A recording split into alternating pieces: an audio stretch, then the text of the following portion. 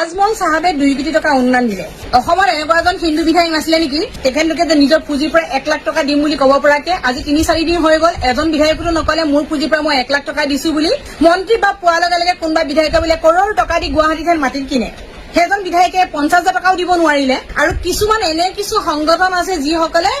উজনিত বোলে হেনো মুছলমান হুমুৱাৰ লগে লগে মিয়া হুমুৱাৰ লগে লগে তেওঁলোকক খেদিব এতিয়া পিছে এই যে 2 কোটি টকাটো তেওঁলোকে যে অনুদান দিব উজনিত তেওঁলোকে গ্ৰহণ কৰিবলৈ দিব নে নিদিয়ে সেইকাৰণে কওঁ এই যে মুছলিম হিন্দু কৰি যে কিছুমানে জেং লগাই থাকে আপোনালোকে মনে মনে থাকক কাৰণ কিয় বিপদৰ সময়ত সদায় কিন্তু তেওঁলোকেহে আগবাঢ়ি আহে বহুতবাৰ প্ৰমাণ পোৱা হৈছে আৰু এতিয়াও আপোনালোকে প্ৰমাণ পালে আজি তাৰিখত 2 কোটি টকা ধেমালি টকা নহয়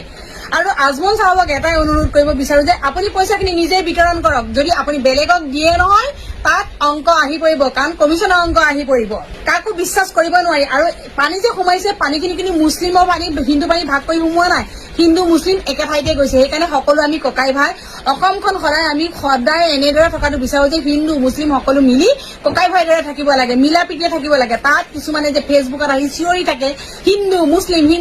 এইবিলাক কোৱাটো বাদ দিয়ক এয়া এটা আপোনাৰ ডাঙৰ শিক্ষা সহায় কৰাজনে প্ৰকৃত বন্ধু মনত ৰাখি থব সকলোৱে।